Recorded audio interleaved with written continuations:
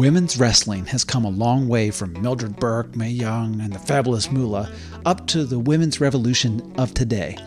Women have had to fight for their place in wrestling and respect on the card. They've been rockin' wrestlers, divas, and main eventers. But there's a lot to change on the ladies' side of the roster over the years. We dive into it on today's show. Welcome to Rebooking the Territory. This is your host, Luke Thayer. This is the podcast where we go back and take storylines, wrestling angles, different career paths in the pro wrestling world, and change them to what should have been, those ones that just didn't work the first time. This week, I have a wonderful guest. She has been seen on Comedy Central, True TV. She is the host of Up Early Tonight on Hulu. Abbi Crutchfield, welcome to the show. Thanks for having me. Wow, what an honor. Very great to have you. I've heard about your show for quite some time, and I never thought I'd get to be a guest. So thanks for having me. Well, absolutely. I don't know if we need to divulge all personal history here or not, but we can. For those of the Luke and I go way back, is what he's trying to say. We go way back because we're married. We're a married couple. Abbi is an incredibly accomplished comedian and performer and host, and so we had been talking about a subject, and so we thought, you know what, why don't you come on the podcast this week? And is not just because I had someone cancel and no other possibilities to fill in, but it's not just because I live under the same roof as you that I was the quickest person you could grab. It has nothing to do with that. Purely a coincidence. Purely a coincidence, but it's kind of a fun treat, specifically because you brought up the topic this week. But first, I think it's important for every guest that comes onto the show to kind of give their personal background, their history with the professional wrestling business, and where they first saw it, how they became not accustomed to it, but acquainted with it, and whether or not it's impacted you in your current life. So where does that story start with you? Well, as you may know, I began as a manager in the WCW under the name Big Noodle. That was my thing. I came out and threw spaghetti at the audience. I was kind of a heel of sorts, if your manager can be a heel. Yes. All right, now yes. I blown my cover. Yes, managers absolutely could be Bobby the Brain Heenan. Bobby the Brain Heenan. All the best managers are heels. I'm so glad you brought him up because he is actually one of my earliest memories of wrestling. So I remember on the recess yard, a kid in my grade and my class saying that Bobby the Brain Heenan was his godfather. And I knew of Bobby the Brain Heenan already, but I can't tell you exactly how I knew because I was not sitting there watching matches as a kid. I remember seeing Hulk Hogan. I remember associating wrestling with cereal and cartoons. And Bobby the Brain Heenan, I knew, was a man with bleach blonde hair and a black outfit. That's what I knew. So when he was saying, I am related to that celebrity, I was just like, wow, could that be true?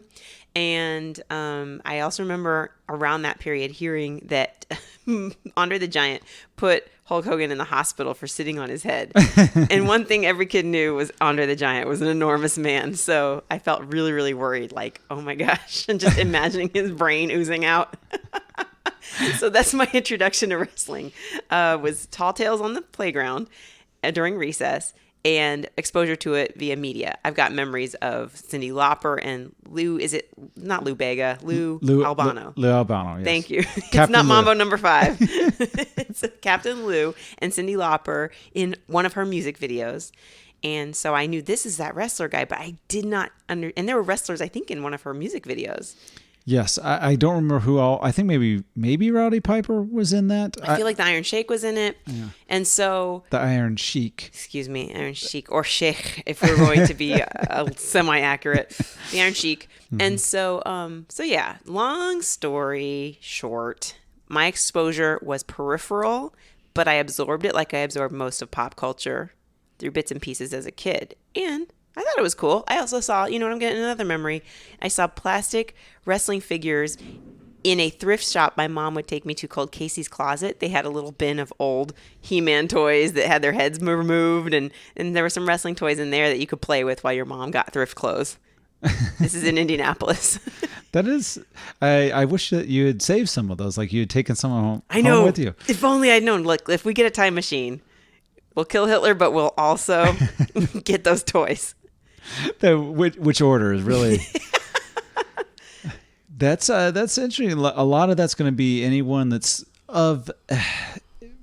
that anyone grew up at any point in the 80s or early 90s are going to have similar type of memories with that stuff, because it's funny that you even said cereal and cartoons, because that's kind of what wrestling is product placement and a cartoonish world and a kind of cartoonish relations to each other. Yeah, larger than life characters, bright colors.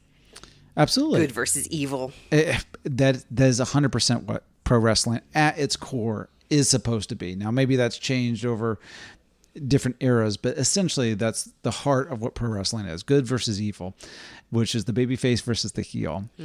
And so that's... Big Noodle, baby. Big Noodle, yeah. Is that what I said my name was? I can't even remember my lie. Go on. Well, let me go check the WCW wiki page and Thank you. see what that actually says. Big Noodle, yes, and the O has umlauts over it. So yeah. A 6-year-old girl was the manager? That was an interesting twist. Yeah. So, what's did you have any like more modern wrestling things? Did you like obviously somewhere probably in your high school or college? No, you wouldn't have been in college yet. Maybe junior high, even for you, would have been like Stone Cold Steve Austin, The Rock. That Attitude Era. I'll tell you the next time resurgence. I thought. Well, first of all, I think I left wrestling behind when I saw The Princess Bride and Andre the Giant was in that. That was the last time I remember seeing a wrestler. And then fast forward to one Christmas in New York, I was looking for a gift for a child. This school got together and the kids that attended the school put their names in a hat and you could draw a name and get the kid a present. And one of the requests was a John Cena figurine. And I had no idea who that was. And so when I saw a picture of it online, I thought, oh, this is that wrestler with green shorts and a baseball cap that I keep seeing somewhere. Jorts. Look, Jordy in the USA, all right? Look, jorts are making a comeback. Yeah. And so... Never left on John Cena. He's been jorting it up since like 2005. I wouldn't know because I can't see him. He did that hand thing. And I don't know what happened to that man. He disappeared. And so then it was hard to get, and I got really interested. I could not find this figurine for this poor kid. And so I think I ended up finding something for him, but the following season, it was popping up as even tinier figurines at was a lot less. This is a discount store in New York. So I was just like, every time I see a John Cena figurine, I feel like I have to have it because it's like the Beanie Baby craze. You know, once it's passed, you're really not going to make more money off of it. But I was like, oh man, remember when John Cena was so hot? I should hoard these. You're collecting John Cena dolls. You're collecting Beanie Babies and Tickle Me Elmos. Right. That child is now 17. He's out of that phase or not. I don't know. Wrestling kind of stays with you, doesn't it? It does. Yeah. Well, you're obviously in a household where wrestling is watched and where you have seen certain events. We've gone to a couple live events. Right. That was much cooler. If I had gone to a live event as a kid, it would have stuck with me. But you know, and we're going to get into this. I think they would have lost me with the misogyny around my college years anyhow. You know what I'm saying? Like the way women were, the way I didn't see women at all, it kind of probably would have turned me off. But I was very attracted to the character of The Rock. Like everything he was selling, catchphrases, looking sharp, you know. I couldn't tell you if he was fanny a baby face or a heel. Fanny packs, gold chains, turtlenecks. No, I didn't see that. Wide open silk shirts. Oh, no, I just remember the raised eyebrow. I remember, like, you know, and I didn't, like I was just about to say, I didn't know if he was a heel or a baby face. I just thought he was cool. I was like, this guy makes wrestling look good, look fun, you know. But so I was kind of like drawn to it a little, but I still had never seen a full match. Until you met me, huh? I guess not, honestly, yeah. Like, I'm trying to think, I saw Randy Macho Man Savage sell me Slim Jims. Yeah. Then appear later in a Spider-Man movie. Yeah, he was. I forget the name of him in Spider-Man, but yeah, he was in the first Spider-Man movie. I speak for your listeners who have partners that barely understand wrestling, but are mildly interested. Yeah, you placate a little bit, but you've also, I think, have become interested in the art form of wrestling. Oh yeah, when people are that good at what they do, you can't act like it's not interesting to see. It's amazing. And first of all, the shape that these people get in that looks like no one you've ever seen before. I bet if I saw a wrestler in person, which I still never have except, from afar in the audience, if I saw a wrestler next to me on the subway, I would freak out. I would be like, oh my goodness. This is a living statue. Well, certainly you do happen to know a professional wrestler in real life, which I won't divulge the name of. He doesn't count. But you I'm do kidding. know. He's very talented, and you're right. Kind of a rising star in AEW, but we'll just leave it at that because I don't want to call him out since we kind of. No, I love him, and he is amazing. And I worked with him before, that person that you're mentioning that we're not saying who, and I was struck by how in shape he was. I didn't know he was a professional wrestler. He was just on set. We were working on the same television show, and so he came on your show. And so I did Googling just like I did with John Cena. Like, who is this guy? So yes, I think physique is part of it, of just like somebody who has the discipline to make themselves look different catches your eye. But then even if you see the moves, even for 30 seconds in a commercial, it's amazing what wrestlers do. Mm-hmm. Absolutely, I don't know how they do it. Oh, well, they obviously put their bodies through a lot. Yes. And it's there is an art form. There's a storytelling. It's a physical storytelling. I with many of my guests, I've drawn the parallel between pro wrestling and stand-up comedy. It's on the road. It's a lot of times people don't realize how good everyone on the lineup is. Right. Like from top to bottom, if you're seeing a WWE show or you're seeing an AEW show, you're seeing people that are amazingly good at this job. And you might know 2 or 3 names if you're just a casual person. So, John Cena or The Rock. But everyone on that lineup was great. Yes, and you just reminded me, we saw a show at the Lyceum. So what would you call that kind of show that was not televised? That would be an indie show. Okay, so we saw an indie show, and I remember when the heel came out, and I reached my hand out to high five him, and he intentionally missed it. Yeah.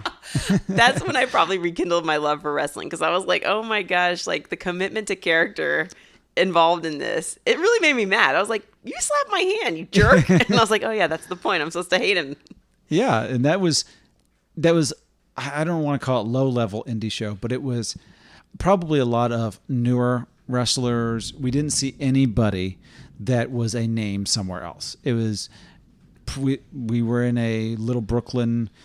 It used to be a bathhouse, probably back in the early 1900s. The Lyceum, I believe, was that, and so it was just a gym essentially. Mm-hmm. And so the main room had the wrestling ring, which had the really loose ropes, and it looked like it had been used for the last 50 years and not really a lot of upkeep with it. Right. And the two of us probably made up 10% of the audience. There was probably 20 people there total.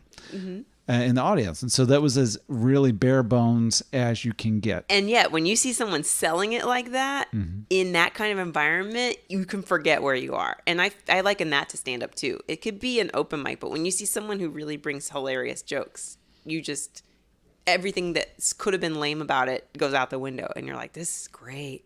Absolutely. Absolutely, yeah. And that's kind of the beauty of live performance in general, is that when people are good, then it does transform you, whether or not they are transcendent, like a John Cena or in the comedy world, Dave Chappelle. Those are transcendent type of performers where everybody knows them. Abbi Crutchfield, where they go beyond just, hey, they're good at what they do. But every sort of profession has that. Baseball players or NBA players. Like an NBA player, if you're in the NBA, you're one of the best 400 basketball players in the entire world. Right. You're not a good, an okay, or some people, oh, you suck because you're at the end of an NBA bench. It's like, well, he's still better than literally everyone else on the planet, other than if he's the 400th best guy, 399 guys might be better than him, but that's in the entire world. Mm-hmm. So when you're seeing professional stand-up comics or you're seeing professional wrestlers, you're seeing the people that have made it to that stage. If you go to the Comedy Cellar and you see a comic, they've made it to that stage. There's lots of people who did not even make it that far. And so there's people who go into professional wrestling who do not make it past the training. Wow. They want to. I want to be a professional wrestler, and they sign up and they go through some of the training. They go, you know what? I don't want to do this. This is the first day. They say, "Can't I be a manager and throw spaghetti at somebody?" What wrestler did you see throw spaghetti? I just think it would be funny. Back like to Big not Noodle? saucy noodles, but just regular cooked noodles that are cooled off. This is your idea of what a professional wrestler manager is. They call themselves Big Noodle and they throw noodles on people. Hey, Vince, call me. I got ideas. So, all right, that kind of gives at least a little bit of a background on where you're into professional wrestling, and you've obviously, having watched stuff with me, you know of some of the current professional wrestlers, but both the men and the women. Today we're going to be talking about the women. We're just actually going to be trying to just rebook basically all of WWE, WWF's history with women's wrestling. I'm ready. She's ready for this. But even just talking about your history with women's wrestling, is there? You obviously know some of the more modern people, right? You know Asuka. You know, Love her. Charlotte Flair. Did Bailey change her name? I think Bailey's Bailey, but she Okay. changed from a good guy to a bad guy. I see that. Or She turned heel, honey. That's what we say. I don't know. Bailey, Sasha Banks, and I can't remember her name, but the woman with the glow in the dark green hair is my favorite. Naomi. I love Naomi. Yeah. I love everything about Naomi's style. I just love everything these girls do, women do these days. Yeah, it's interesting because we're gonna have to, if we're gonna rebook, women's wrestling, we kind of have to talk about the history of women's wrestling a little bit. Now, I'm not gonna go back all the way to like the 50s for this, because essentially women's wrestling was the Fabulous Moolah for a long time. And What year did she start? I think she started probably, I'd have to look at exact dates, but she was somewhere probably in the 50s all the way up through the 90s. Cool. Gosh, they should do a movie on her. Well, there is a Dark Side of the Ring if you want to see that. Obviously there was, in her history, there was some accusations, and I can't speak to how founded or unfounded they were, but of kind of pimping out some of the girls or taking more of the money, like essentially being like a manager, like, hey, if I train you, I get, 10% or, 20% of whatever you make for the rest of your life, which, not all the people who were trained by her were okay with after a certain period of time. Predatory behavior in a male-dominated business? Knock me over with a feather. Yeah. So there's obviously, and I'm sure that she had issues, but if we take all of the behind the curtain type of stuff, we just talk about in the ring. Sure. She was women's wrestling for a long time. Interesting. If you went to go see a women's match, you probably were going to either see Fabulous Moolah or someone she had trained or someone that's kind of under her tutelage. And so that kind of lasted all the way up until about the 80s. Now, when Vince McMahon comes in, where we're getting a new type of women's wrestling in there. And so, where there was still not a lot of women's wrestling going on in the WWE at the time. It was more of like, hey, here is the women's champion. So Fabulous Moolah was essentially the champion for like 20 years. That's what's so funny to me, that they could name a champion but not have that many matches happening. So essentially what you're saying is there were not that many chances for people to see women wrestling. It'd be like, this one's happening this year and that's it. Basically. Okay. Basically. And as a result, there'd be fewer women hired to be in those matches because there are fewer matches. Mm-hmm. Gotcha. Yes. Yeah. And so like even before Fabulous Moolah, there was like Mildred Burke, and there has been women's wrestling, but if you think about it as a circus or a carnival, right, it's more of, here's a novelty act. Mm-hmm. So there's also, it was called midget wrestling, but they have little people that would wrestle. That was more of a novelty type of so match. there were other matches available that weren't just regular guy. Right. Yeah. And so those were always, like I said, more novelty matches. Sure. It's like you weren't going to see 10 of those matches on a card. You might see a women's match or a little person Which match. shows you they didn't take it seriously. Right. Well, it wasn't meant to be the main attraction. It wasn't meant to be the really serious thing. Usually there was going to be different feuds happening. You can go back to Bruno Sammartino, and prior to that, you can go all the way back to the 30s, the 20s of men professional wrestlers. But if we get a little more modern, if you think about even the WWF, who was selling tickets to and get those butts in the seats was essentially Hulk Hogan for the WWF. Right, and you have to have something happen to lead up to that. Right. Okay. You have to fill out a card. Okay. You have to have an opening match. You have to have some tag team matches. And reason I think you would have these, if you think about just basic storytelling, a tag team match, it's to give you something different. Yes. So that you're not seeing guy versus guy, guy versus guy, guy versus guy, 10 different matches of guy versus guy. It's like, okay, well, that was guy versus guy. And they had a blood feud. Now the next one is a tag team match. So now we have a team of 2 guys versus a team of 2 guys. Now we have a women's match, which is a little more novel. So Fabulous Moolah comes out and defends her championship for 28 years or whatever. And then you would have maybe another tag team match, or then maybe you have a more of a comedy type act come out. And then you might have then the championship match, whether it was Ric Flair in the day doing the traveling NWA championship or Harley Race, or whether it's the WWF type of era with, Hulk Hogan. Right. And everyone wants to go out and see Hulk Hogan defend that championship for, however long he had it, 5-6 years.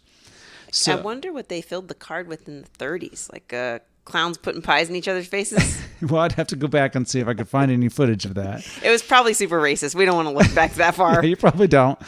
There is definitely even some of the wrestlers' names. Like there was a African American wrestler, Bobo Brazil. Oh my goodness! And whether or not you just look at that by modern standards, and you start going, is that racist or is that not racist? Like, I don't know what that even means. It just sounds like it. This is like when I looked in, my white grandma's high school yearbook, and there was one black woman in her school, and it said whatever her name was, but underneath it had her nickname was Brownie. And I'm like, could that have been based on her skin color? Maybe she was really good at baking. Some nicknames you don't want to look into. Okay. So. Yeah, you definitely... you already know. Sensibilities certainly have changed over the years, which comes into to women's wrestling here. That sensibilities have changed with this. So, Fabulous Moolah was presented. She wasn't presented as a swimsuit model. She was presented as a tough lady, right? And she doesn't lose, and she beats up the ladies. Yeah. And we see that all the way into when she has to essentially pass the torch, to other women. It's kind of remarkable that she's older too. I know she's been in the game a long time, but it's cool to see someone of her age fighting. Yeah, for sure. And I mean, I don't know exactly, I'd have to look up how old she was when she fought Wendi Richter and lost in the 80s. But, Wendi Richter was kind of the Hulk Hogan of women for the 80s. She looked strong. She's, she was 5'8" or so, which is not a huge lady, considering I think that Charlotte Flair is like 5'11" or 6 feet tall or something like that. But even looking at just women in general, when you see a Charlotte Flair versus anybody else, she towers over them. So you're talking about some women wrestlers, even in the modern product, are 5 feet tall, 5'2". And so for Wendi Richter, even being, 5'8", she's going to be a substantial presence in the ring. She was a little bit bigger than, Fabulous Moolah, but she beat her. And so that was at least how the product was being presented then. It was a novelty. It was kind of like, hey, here's the women's champion. Maybe there would be one or two other ladies in the mix, some lady wrestlers. Sensational Sherry, who I don't know if you remember her over the years. She was really known as a manager to our generation, but she was a women's wrestler also, and she held the championship belt for a little bit. It's kind of when WWF just didn't care about it during the 80s much. And you've probably seen that before. Well, Sensational Sherry was very thin, not to focus on women's body types too much, but she was not, muscular like China or thick like, I would say, Wendi Richter or Ronda Rousey.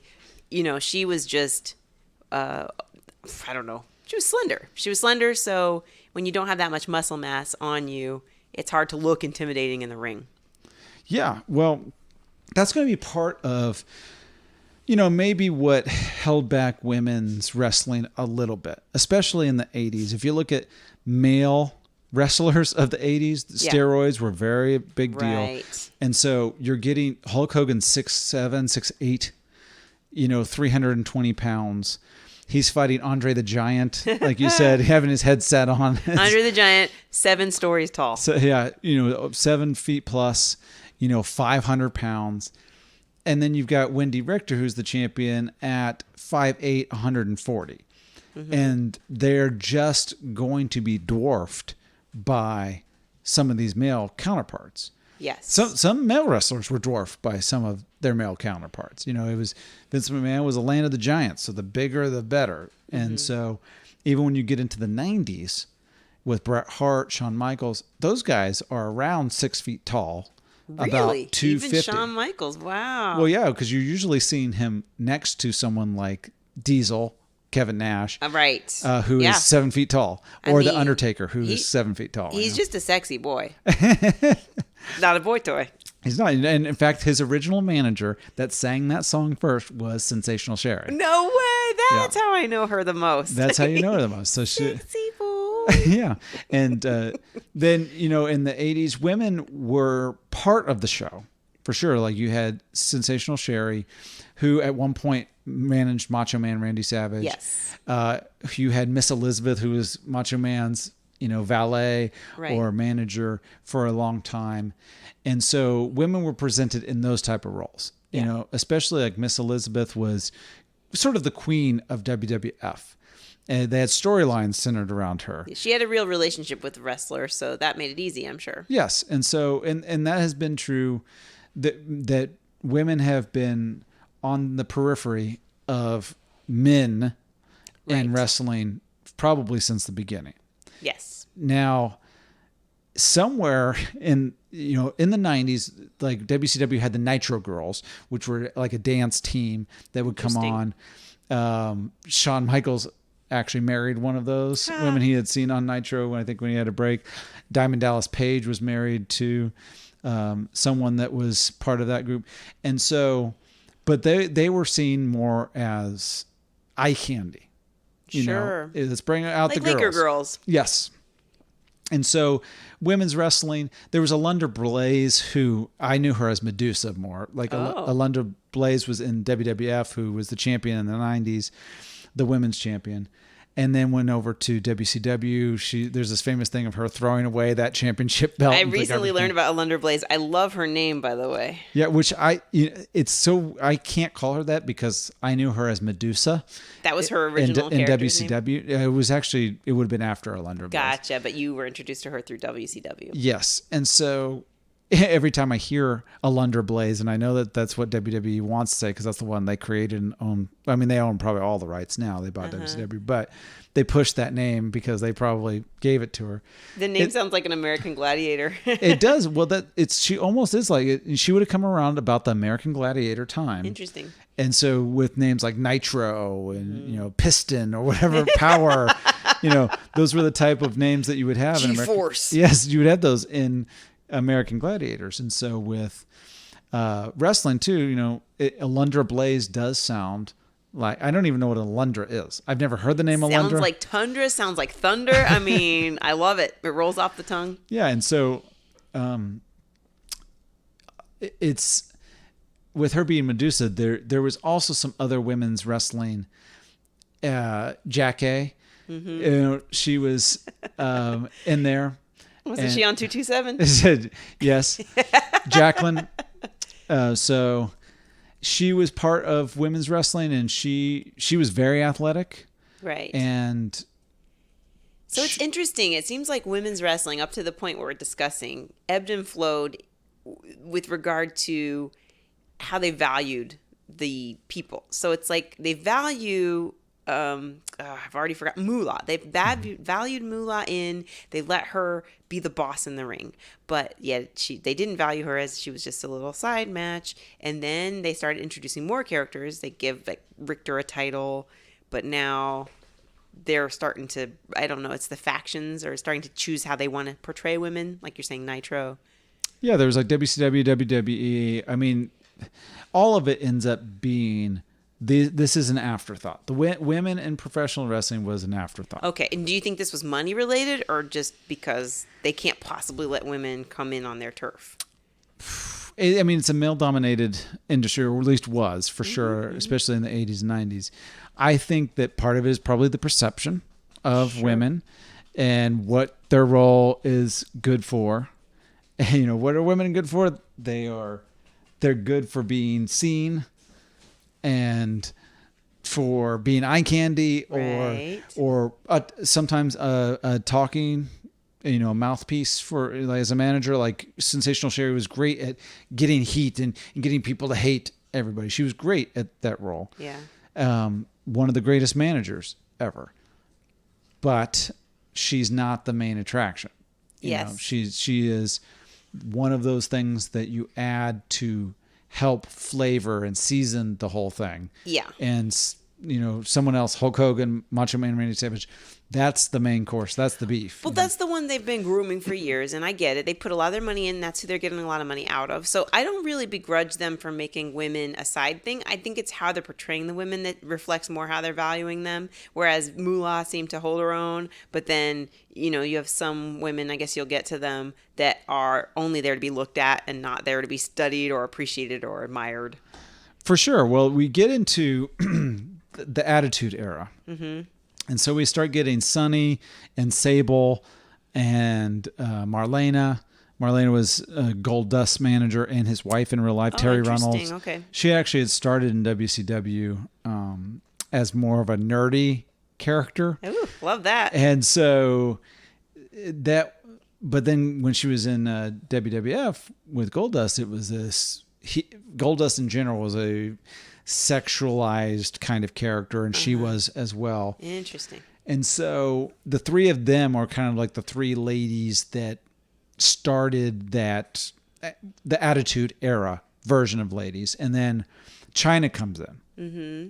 And she's different than those ladies because they were about fake boobs and showing off bodies and swimsuit matches. So sex appeal, in other words. Yeah. Now with Chyna, was she supposed to be like the Andre the Giant, the physical anomaly? Because she was a bodybuilder.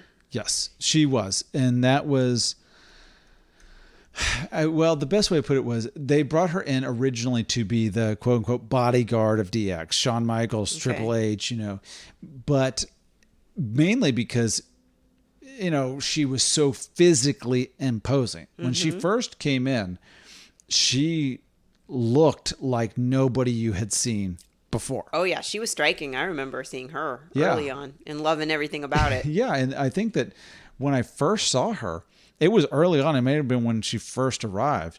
It was shocking. I think the way they presented her, it's hard to remember every moment, but I think they just brought her out of the crowd. Like she just came out of the crowd and it looked like just a fan, this jacked up fan she had just come out of the audience. And so she had huge arms, big shoulders. She was in fantastic muscular shape. Right. And so she is, if you know, we'll get this in a minute or two, but that is something she could be the Hulk Hogan of women's wrestling, could have been, because she was so different. Then, you know, she's kind of gone. They're all kind of gone fairly quickly. You know, it's only a few years that they're around. Then we get into this era where it is bra and panty matches, where WWF/WWE is now just hiring models to be women's wrestlers, essentially swimsuit models or Playboy models, somebody that they can put into Playboy, because that's what they did for a while. Sable was the first. They sold lots of Playboy issues. WWE made a lot of money. She made a lot of money. Playboy made a lot of money. So it ends up turning into, it's not even a wrestling anymore. Right. It's just, let's get these models in so that we can parade them around in their underwear and then make money off of that. Well, what's interesting to me here is that it reminds me of television. The way you can have a TV show on, even if it's just the pilot, but let's say you have one whole season of a show on the air and people can be like, I love this, but the network can pull it and then you just never see it again. Or you see a star from that show that you like, I love this. Now they're in something else. Oh, is that other show ever coming back? And the answer is no. So it's very confusing to the audience that TV can happen so quickly like that. And I would imagine it would be the same for wrestling fans who always want to get into a story, to have it taken away after a year and a half. Like, oh, we're not doing that anymore. And it doesn't even sound like it's transitioned smoothly. It just sounds like it's gone. No one's answering any questions about it. There, unfortunately, kind of that's what the whole premise of this podcast kind of is. It's like changing some of those things because there are plenty of storylines where they're just dropped. You know, I recently did an episode about Ultimate Warrior and Jake the Snake Roberts. Well, that feud was all set up and ready to go, and Ultimate Warrior got fired. He made demands to be to get paid more and to be treated like Hulk Hogan and threatened not to show up to shows. So he got fired.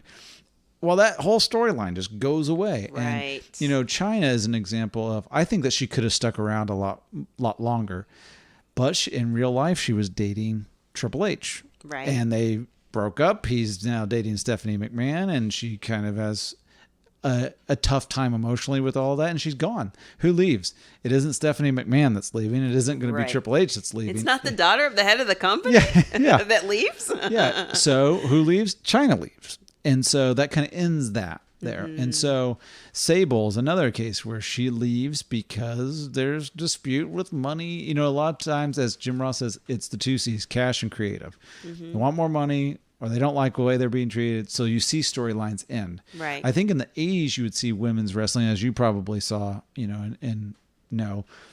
You just, the interest from the audience was just not enough for them to keep it going. So it's kind of like, here's the women's champion that's around for a year, and we're not even going to worry about it anymore. We're not even talk about it anymore. And with Glow, which I didn't even know was based on a true story until I started looking into it. With the era of Glow, yes, was that 80s. about which was the 80s? Was that about, we're having success with these bombastic characters, let's give women cartoonish characters? Yes, I think that we're getting in that cartoonish era, and I think which I like better than simple sex appeal. I think that's more fun. Yeah, it is fun. You know, and that's the thing. Like, I think as we start getting, let's just go ahead and start getting into what we would change. Sure. And what you would change about wrestling. You know, what's your thoughts on 80s? You know, do we want to go all the way back to the 80s, or is it kind of the 80s is what it is, and then start in the 90s, or is it, can we go all the way back to the 80s and start changing things? Well, if we talk about the 80s and Wendy Richter, I noticed in some footage of her, Cyndi Lauper would hug her after she won. Was Cyndi Lauper her manager? Cyndi Lauper was kind of involved in it all. So they were doing this rock and wrestling thing. That's why Lou Albano was in her videos. Okay. She came to WrestleMania. Like, there was this crossover. And I think maybe in real life she was a fan, so it was easy for her to. I think Cyndi Lauper's kind of from the New York area. So, like, that's WWF, and probably even in her day, WWF, you know, the three W's. And so she probably had seen a lot of that and was around a lot of it. So right. So I would want in that era more celebrity crossovers of women. They don't have to be singers like rock stars, but just that you would see from TV or even professional athletes being involved in it. Because you know, I'm absorbing it all through pop culture anyway. And by the way, you just made me flash back to seeing a cartoon of wrestlers in action and those Wrestler Pillow cartoons. Like, you know, I would watch my Saturday morning cartoons and then wrestlers would be there too. So boom, this is how I was introduced to wrestling. So yeah, I starting, you know, not necessarily with the athletes, but with more of the storyline and the theatrics. I would like to see more involvement of pop culture icons. Well, that actually is not a bad idea, I don't think. Like, to have, you know, because like what brought a lot of attention to like Wendi Richter and the, you know, Fabulous Moolah kind of feud is the fact that Cyndi Lauper is there. And Cyndi Lauper is, even as people, anytime they do a documentary on the first WrestleMania and all of that time. She is prominently talked about. And she's there, Cyndi Lauper's always talked about in that era because she brought a lot of legitimacy as a form of entertainment. Probably part of the reason that first WrestleMania in that era did so well was because of what she brought to it. And so that's, obviously these pop culture icons have been around since Vince McMahon took over. He's involved those type of fans in it. So that is actually probably a good thing. Like, I think you're probably onto something. Even in the 80s, like, why did it kind of drop off? Well, at some point, Cyndi Lauper's got to go on tour and she's got to do her own thing after a while. She can't just be here for the next 5 years, and it's not fresh anymore. But that doesn't mean that you don't start getting other people involved. Exactly. I mean, maybe Madonna was too big at the time, but somebody who's known for having attitude would have been fun to see in the ring. It was cool to see Mr. T come by and do his thing for a while. And basketball players, through the 90s show up. So, yeah, I'm just trying to think of who I would put. Mary Lou Retton, I think, was just a little too Bailey for me. Too early Bailey. Well, she also would have been tiny. Like, completely tiny comparatively speaking. And so, right, but she had muscle. So anyway, yeah, go on. Well, I think that, obviously, we're talking about women here, but that doesn't mean that you couldn't have had some male celebrities involved in this as well, and have a storylines where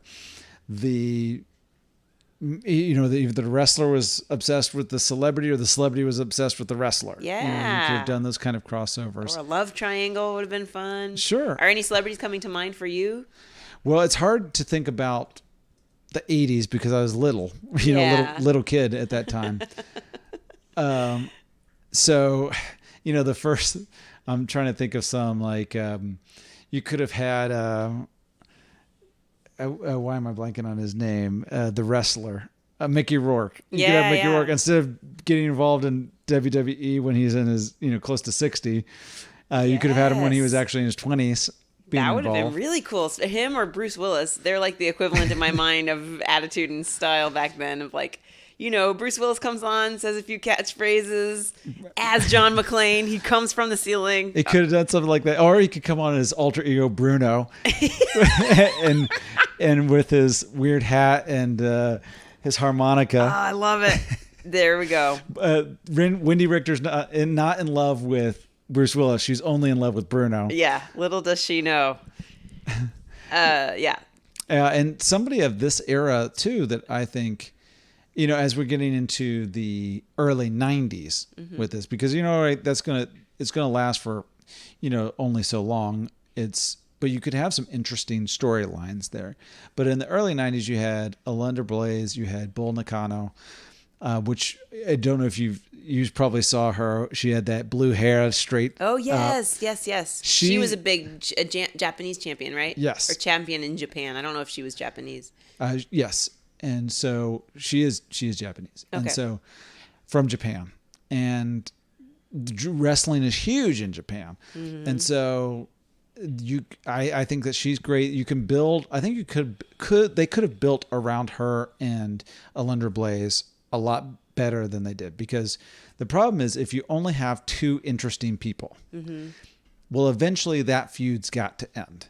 You can't have that feud forever.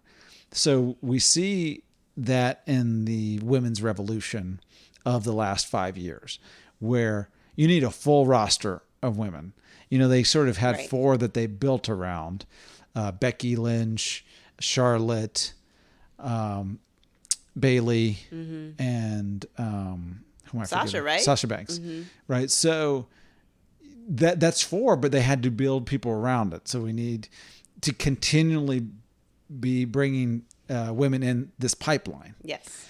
And so you have to start that in 1985 when you actually are getting some attention with Wendy Richter. You need to start training women then. Yes. And women to wrestle. And it can't all be going through Fabulous Moolah school. It has to be the same way that they would get men involved having a school, getting people trained. Then we're leaving the territory time, but probably 85 through 90 or so, start really focusing on women, getting them involved, getting athletes involved. You mentioned athletes. I think just when you're talking about this subject to me, that means going to whatever, colleges, right?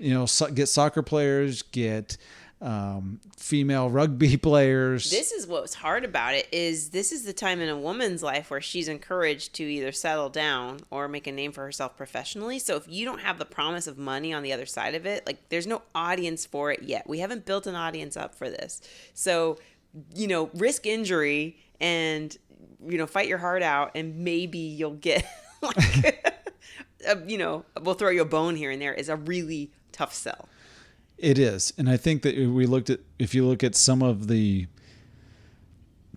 women that were involved in wrestling over, the last half century, especially before the modern, last 10 years, you had women that had rough lives. Yeah. You have to have no prospects and nothing to lose to go into that. And that doesn't surprise me at all. Yeah. And a lot of the male wrestlers were like that for a lot too, and there's a lot of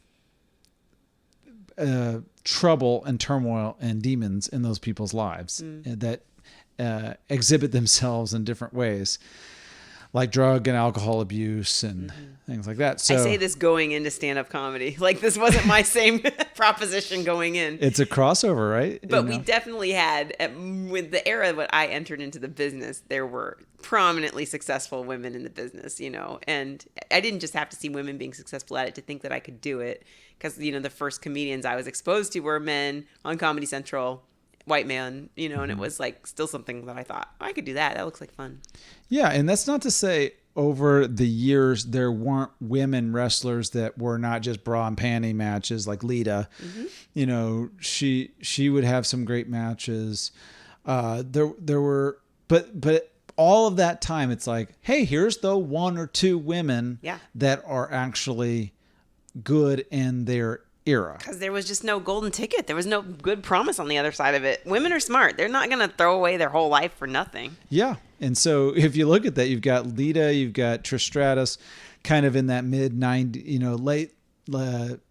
mid 2000s. And you've got early 90s. You've got, you can kind of say you've got Bull and you've got Alundra Blaze / then you Medusa and Jacqueline.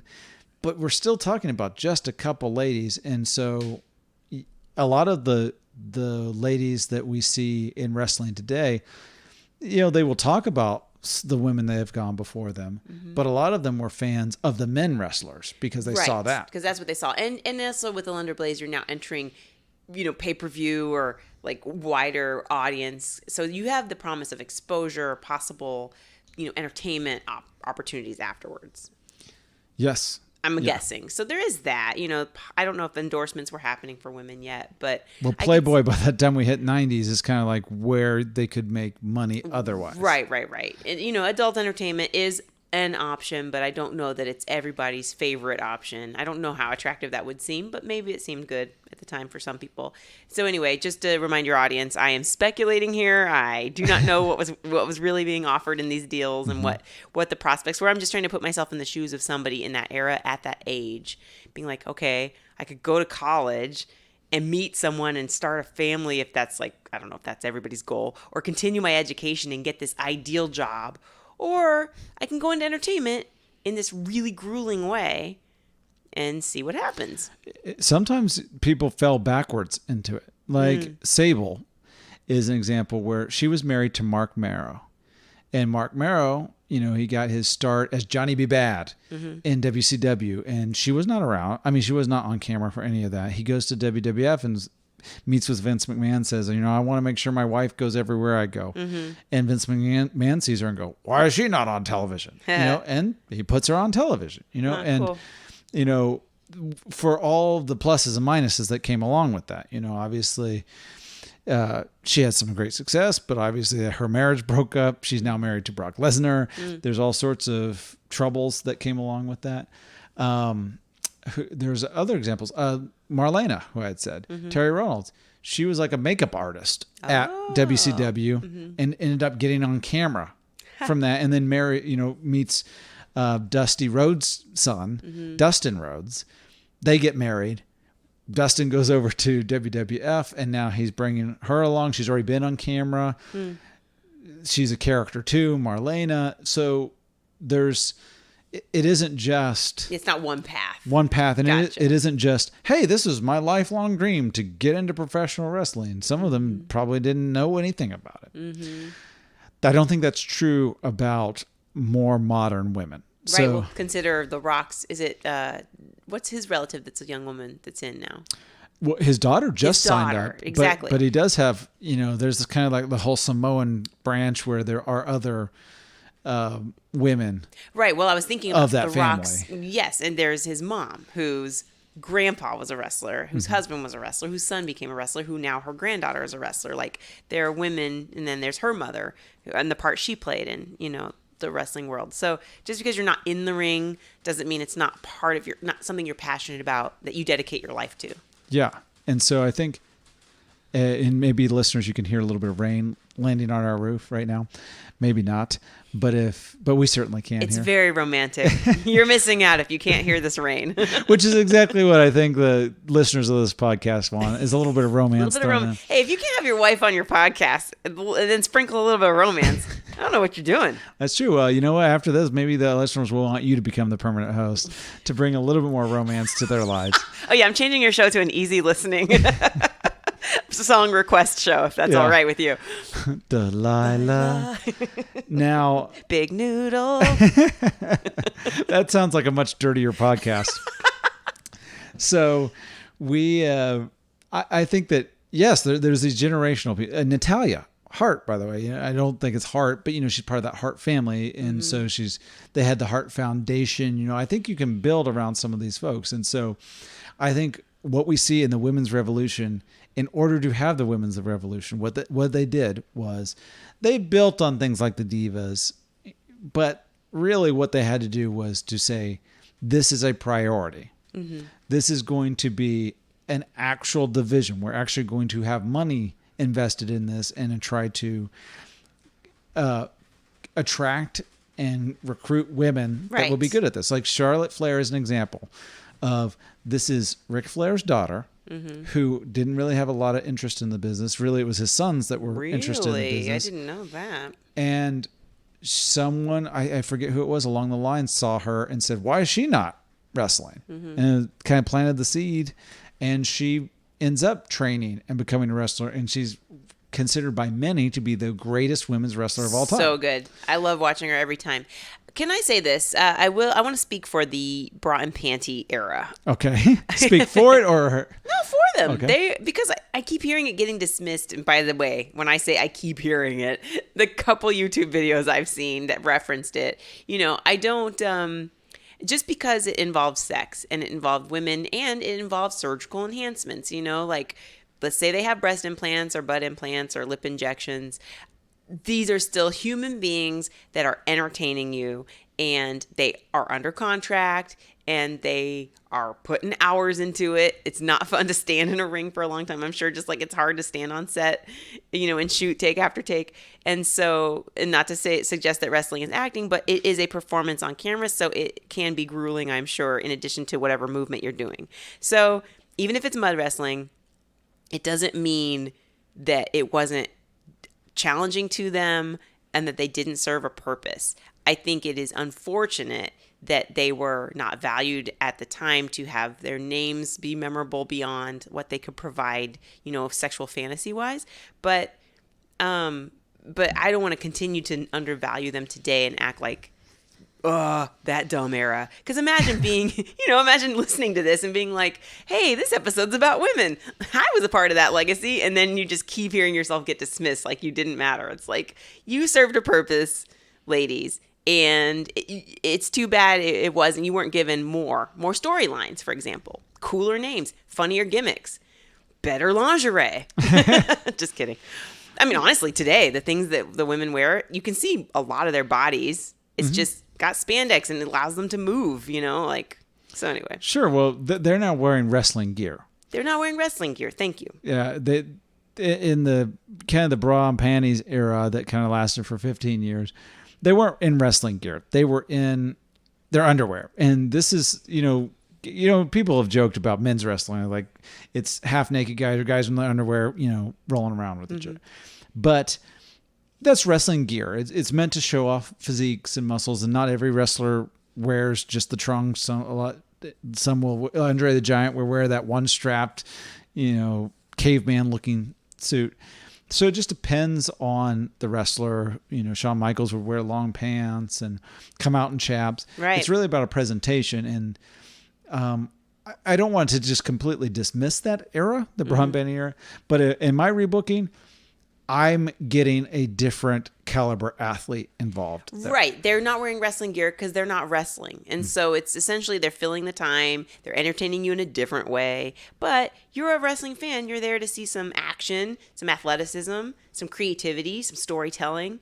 So yeah, let's bring some more drama to that era. Yeah. And just to think, like, we have Title IX in this country, so that means that every college has to have equal number of scholarships for female athletes as they do men athletes. Okay. And that means that, most schools have scholarship programs for basketball and football. That means they're going to have a women's equivalent to that. Maybe it's soccer, maybe it's gymnastics, maybe it's diving. But every school probably has a gymnastics program, or you have a lot of those. That would be one of the first places I start recruiting. Yes. Is at different schools for gymnasts who maybe they just recently ended, or dancers are another thing that have a lot of times strong legs, athletic ability. They can lift each other. Each other. And so that's where I'm going to be looking for athletes, recruiting all the storylines. You can start adding the same way that you would do for the men. You can start introducing these women, but you have to lay the groundwork. Same way, Ashley Flair, or we know as Charlotte Flair, was an athlete in college. Okay. Why does she look like an athlete in WWE? Because she really is an athlete. She was a scholarship, Division I athlete. She happens to have the greatest wrestler in professional wrestling history as her father. That doesn't hurt. Definitely adds to the presentation and the legacy. Right. Natalia, who is part of the Hart family, been training there. She's an athlete. I think that she often gets dismissed because she is a little thicker, and she started in the diva era before all of the women's revolution, but she is that one that has been able to transition, because in the diva era, I don't think she quite fit there, because it wasn't about, showing off her body for her. She's actually a really good wrestler. Right. So that means that you have to build around someone like her and continue to make that legacy really important. So when you're rebooking, would you rebook any of the divas and make them more of like the Hart caliber type of person? Well, or did you like what the divas brought? It depends on what we're even going to exactly call a diva, because I don't know. I have to look and see exactly what year that Divas Championship started. That's kind of the era. I know that the championship belt looked like Bratz doll design. Yes, it does. Pink and black and glitter. Right. And butterfly. And so that kind of lets you know exactly how important it was. Right. Or how it was valued was, this is the powder puff version of this. Right. And so, Lita and her Trish Stratus, those two, I think you can kind of build on, but I think you could, a lot of them, you're just going to have to recruit somebody else. Yeah. If you're just a real thin model, you're probably not even going to have the ability to perform in the ring with other women. Even if you can do some basic moves, or, if you go in there with an athlete that can do the moves for you, it's still not going to be as interesting or riveting of a performance when you can see through all of it. You know, Sure, of course. In the video I showed you, there's some where you just see the botches that are just happening over and over again. I would love for you to point out more botches to me, because this is the thing I was going to say earlier in the episode, is that it's still a magic trick to me. I haven't learned what the moves' names are, how to see them coming. So for me, it's all, you see me when I watch with you, I cringe every time. I'm like, oh no, that's like, it can't be good. Yeah. And it's because I don't understand how it's happening. Well, that's when it's done well. Mm-hmm. You know, like magic, it is like magic trick because they make it look like they're really killing each other and they're not. Mm-hmm. There's a couple times where you'll see some of the ladies that just weren't physically capable, where they're kind of just doing the move whether or not the other person is helping out at all. So, you know, somebody's doing this sort of leg drop thing, but they kind of miss it, so they just do it anyway, and everybody just falls down. This happens on the men's side too. This is not just a women's side thing. There's some bad wrestling. So it's as if you have the magician going, hey, I'm going to pull, something on my sleeve, and you see them pull a thing out of their sleeve, or a card out, where's the rabbit? And he takes off his hat, and you see him grab it from behind his back, put it in because he's tired. His arms, he doesn't have the arm strength. Actually, it reminds me of me bowling. Like by the last frame, I'm just kind of chucking it down. I'm going through the motions, but you're not getting the results that you had at the beginning of the game.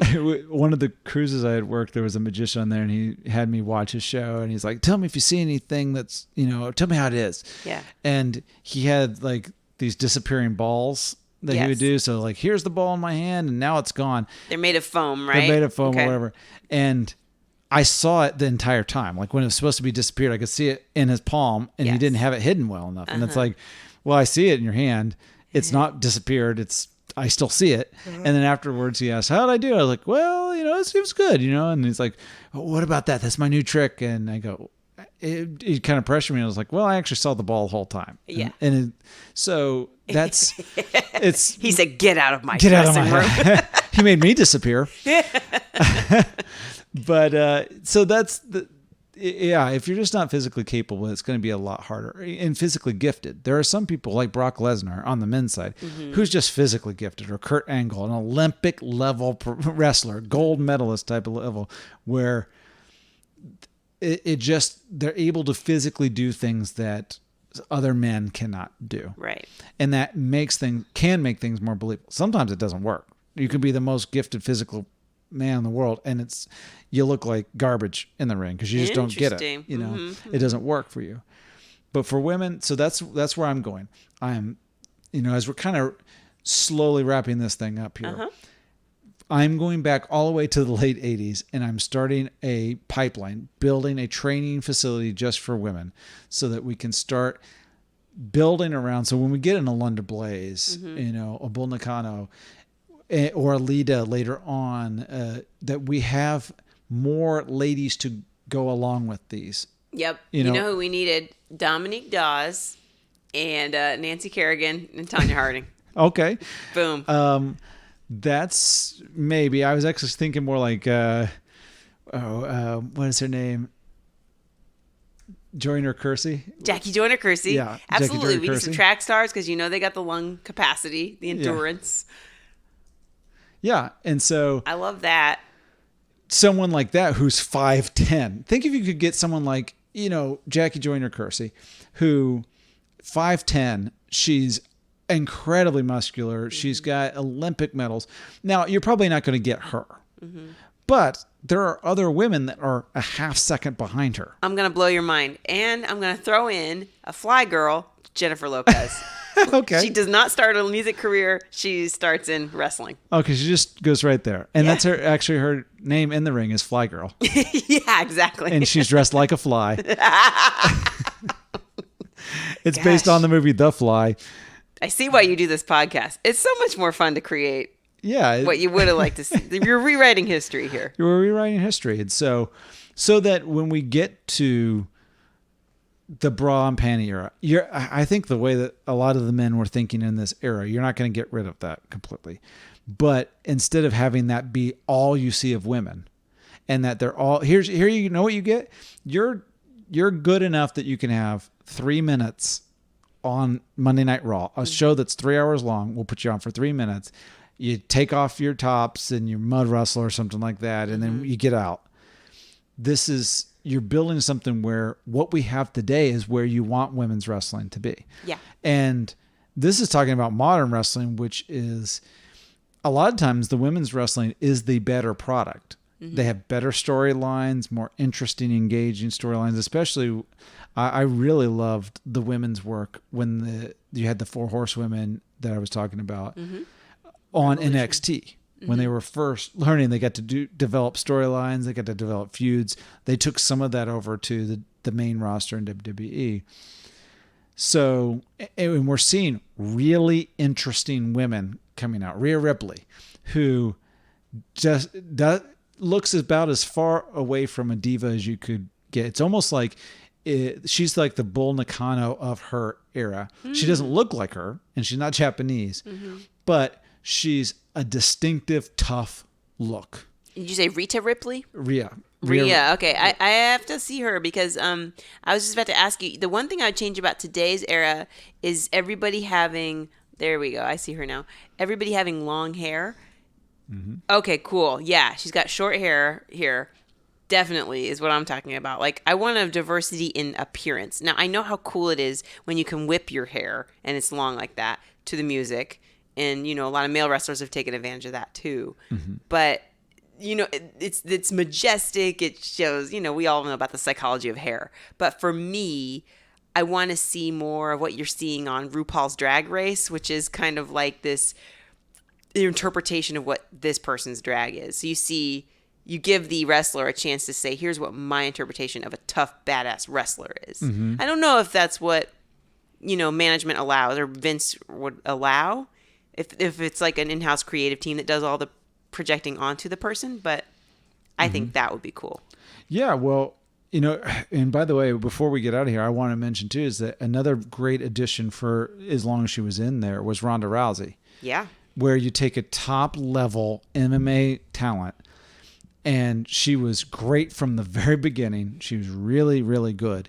And that added. So you just look, you had like the 4 horsewomen, you got Ronda Rousey coming in. That just provides storylines and interesting ones that can headline even. We just had some headlining WrestleMania, at least one night of WrestleMania. And many people consider that the best. And someone like her who's like an intimidating athlete, but also someone who, a female equivalent of the Fiend, like someone who's just completely gruesome or wears a mask or doesn't wear any makeup. I want to see that too. Like, where's a monster? Give me a monster. Yeah.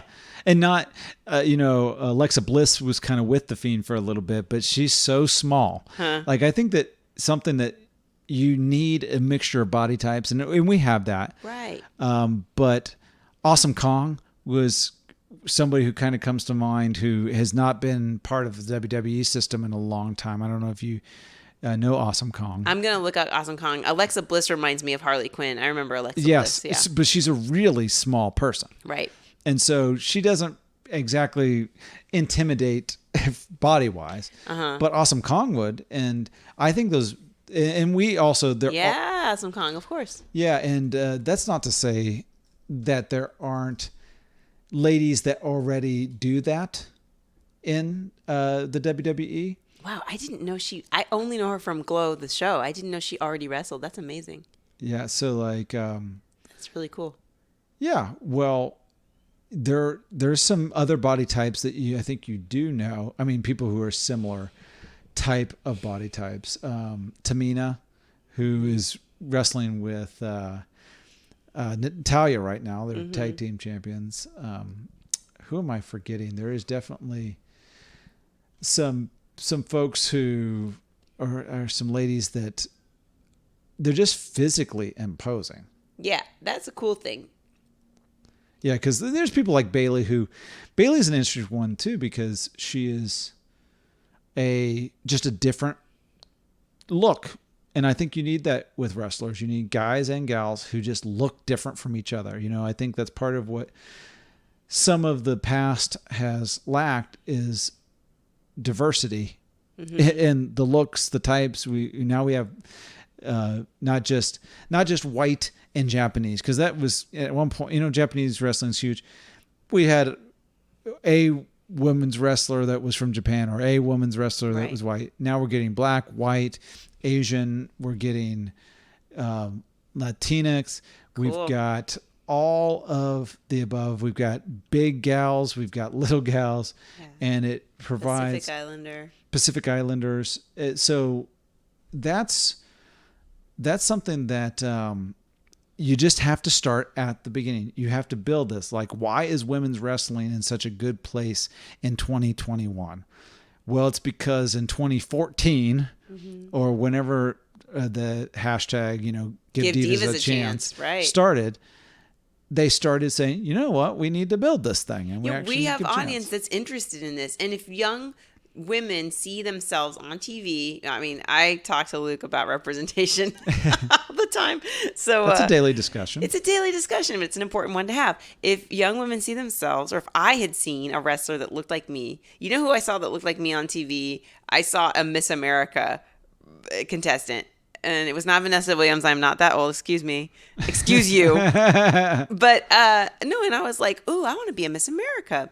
And so it's just something about seeing somebody reflected back to you that looks like you, makes you know that something is possible. So yeah, the more diversity we see in these talented women, the more you're going to spark the imagination of the young viewers, who are then going to work towards consuming it and possibly pursuing it professionally. So you never know. There's just no harm in it, in celebrating everybody and offering a variety. Yeah, well, everybody fits a different role. And so it's tough to, the reason I wanted to just be rebooking, well, based on your suggestion, just, it really got me thinking of, you kind of have to just rebook all of women's wrestling, because you could do one storyline, but you're literally just doing, this is Fabulous Moolah when she was the Spider Woman and took on Wendy Richter and kind of shot on her and took the title away from her. But that's it. Then for the next 3 years, we don't have any women's wrestling. And then you get to the 90s, you got Lunder Blaze. And then once you rebook that storyline, okay, well, there's nothing else until she's in WCW. And then you've got one or two storylines. So, and even going into the bra and panties era,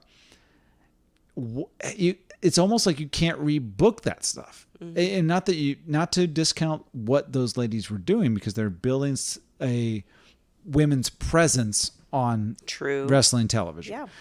So it isn't just, look at like old wrestling from the 50s or something like that, where it's just all guys all the time. And it's, smoke-filled arenas and black and white TV, and they're just grabbing hold.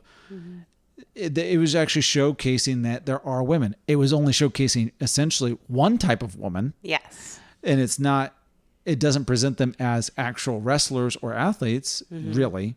It just presented them as eye candy. Yeah, I would rebook them, but they get to keep their role. They just have to work out a bit more and have a different wrestling gear. They have to have spandex that breathes. How about this? I won't fire them, but what I will do is they are now the new Nitro girls. They all get to do the dance team once a show. If they feel like dancing, they'll learn a choreo, but otherwise, you got to get the script. We got to improve your script.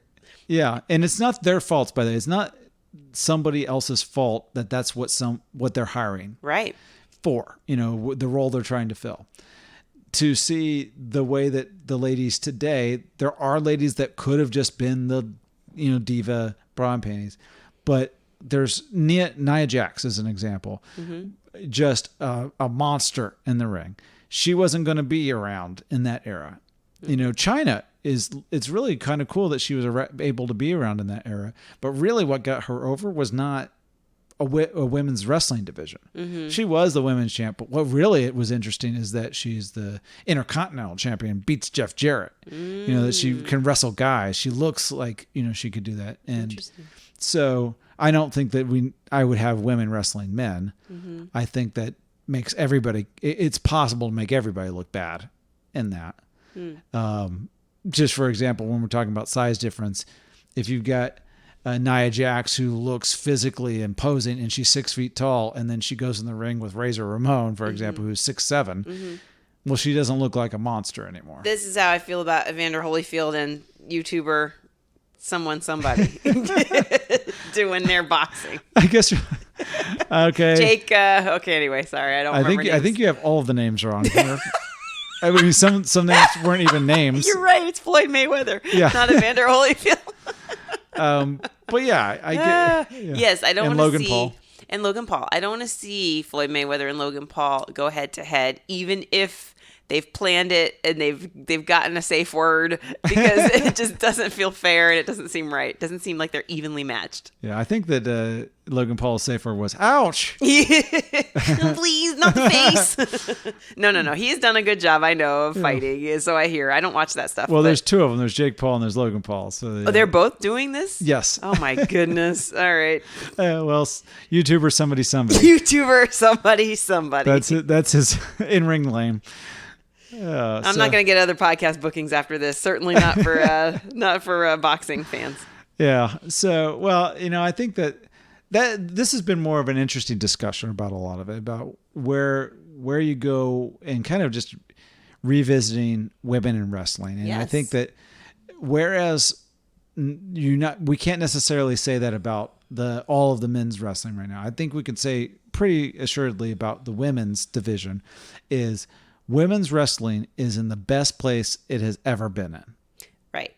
Going back you'd have to go back to Mildred Burke or something like that to see, or at the very least, go back to Spider Lady, to see the women being presented as athletes, as just as physically imposing and athletic, three-dimensional characters, interesting, whereas strong, and viable candidates for their actual titles, and not just.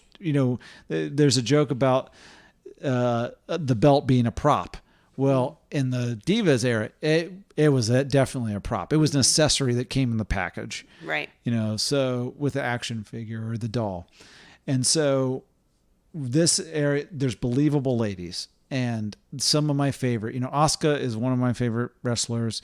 As you know, I love Charlotte Flair. Mm-hmm. Those are kind of my two favorites. Naomi, it's fun to be able to wear a Naomi t-shirt that I own. Mm-hmm. And also for my daughter to be like, hey, look at this. This is fun. This can draw you into this world of wrestling that I like. Mm-hmm. Whereas I don't know that I could just show any of the guys and feel like I could get that'd be the entry point for my daughter.